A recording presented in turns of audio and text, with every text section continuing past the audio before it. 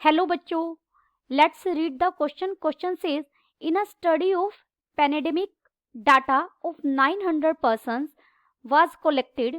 It was found that 190 persons has symptom of fever, 220 persons has symptom of cough, 220 persons has symptom of breathing problem, 330 persons had symptom of fever or cough or both, 350 persons had symptoms of cough or breathing problem or both, 340 persons had symptoms of fever or breathing problem or both, 30 persons has all three symptoms yani fever, cough and breathing problem. If a person is chosen randomly from these 900 persons, then the probability that the person has at most one symptom is. First we see the key concept. इस probability को हम set theory की help से solve करेंगे. हम कुछ set theory के result use करेंगे, फॉर्मूलाज यूज करेंगे. We know that cardinality of A union B. अगर दो सेट्स के यूनियन की कार्डिनलिटी हमें फाइंड आउट करनी हो तो हमारे पास क्या फॉर्मूला होता है इसका? Cardinality of A plus cardinality of B minus cardinality of A intersection B. और अगर हमें थ्री सेट्स की जैसे A union B union C इनकी कार्डिनलिटी फाइंड आउट करनी हो तो ये क्या होगी?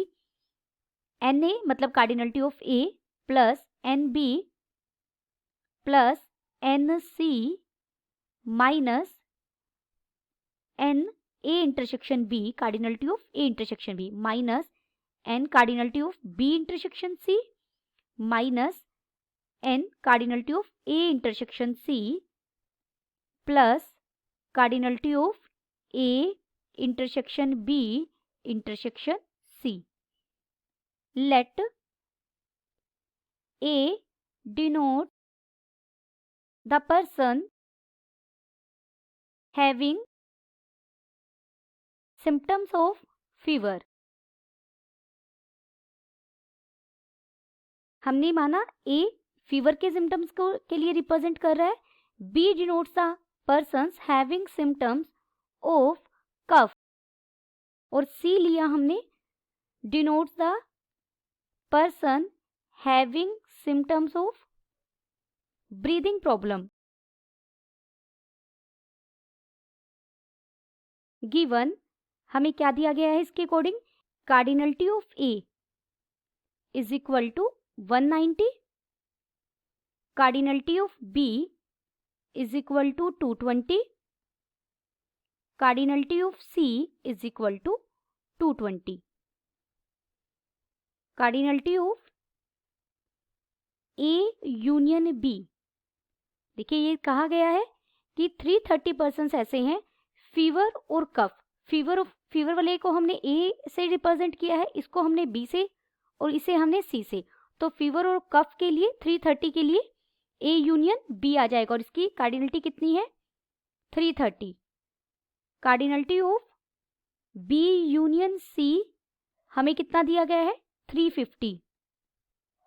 और cardinality of A union C हमें कितना दिया गया है? 340. और 30 पर्सन ऐसे हैं जिनको तीनों सिम्टम्स है यानी A intersection B intersection C is equal to 30. देखिए वी नो डेट अभी हमने फॉर्मूला लिखा था cardinality of A union B equal होगा cardinality of A plus cardinality of B minus cardinality of A intersection B. तो यहां से cardinality of A intersection B क्या हो जाएगा? देखिए इसे हम लेफ्ट में ले आए हैं और इसे हम राइट में ले आए. साथ में वैल्यू भी साथ में रख रही हूँ. कार्डिनलिटी ऑफ ए कितनी है? 190. कार्डिनलिटी ऑफ बी कितनी है? 220. और cardinality of A union B जो मुझे माइनस करना है वो है 330. तो यहाँ से मुझे कार्डिनलिटी कितनी मिल जाएगी? ए इंटरसेक्शन बी की 80 हो जाएगी.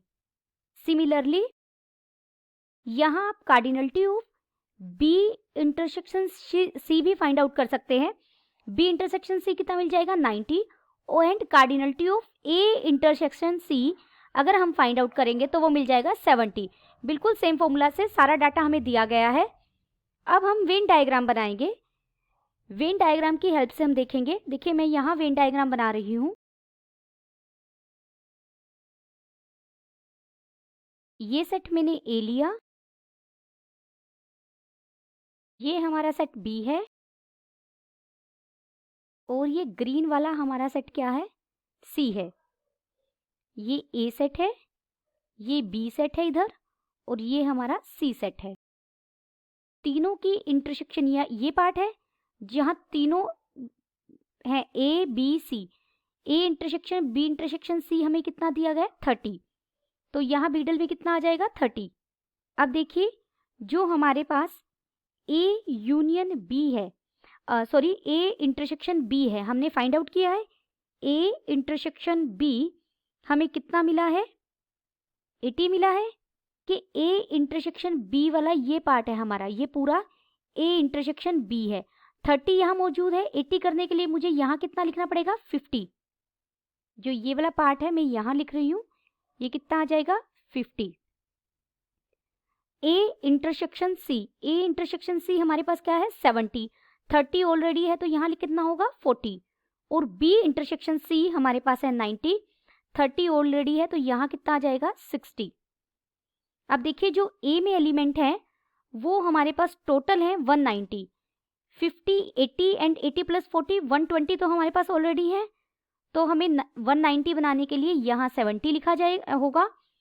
सिमिलर वे से यहाँ आप देखेंगे 80 हो जाएगा और यहाँ हमारा 90 हो जाएगा। अब ये टोटल कितने पर्सन्स हो गया, आप इन सब का एडिशन कर लीजिए तो ये हो जाएगा एंड 420। 900 में से 420 ऐसे पर्सन्स हैं जिनको कोई ना कोई सिम्टम है। तो हमारे पास बाकी कितने बच जाएंगे कैंडिडेट्स, कितने बच गए हैं, 480। यानी जिनको कोई भी सिम्टम नहीं है जो यहाँ बाहर आ जाएंगे 480। Therefore number of person having at most one symptom।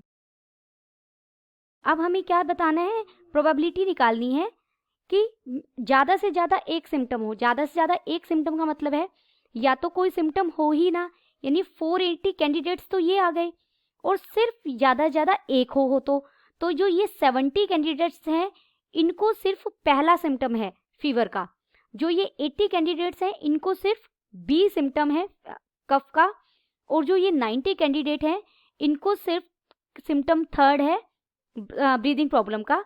तो टोटल ऐसे कितने हो जाएंगे, देखिए 480 तो हमारे ये हो गए जिनको कोई भी सिम्टम नहीं है क्योंकि एटमोस्ट कहा गया है।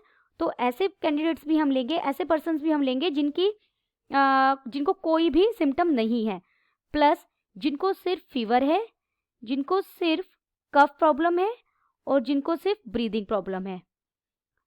दिस इज इक्वल टू, हम इन सबको ऐड करेंगे तो हमें मिल जाएगा 720।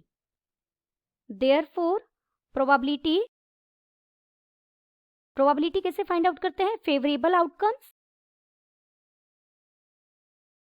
Divided by total outcomes. This is equal to 720 divided by 900। यहाँ से हमें आप कट करेंगे, मिल जाएगा 4/5। 4/5 का मतलब क्या है, 0.80। तो हमें कितनी प्रोबेबिलिटी मिली, 0.80। Then the final answer is probability that the person has at most one symptom is 0.80। Hope you understood it well. Best of luck.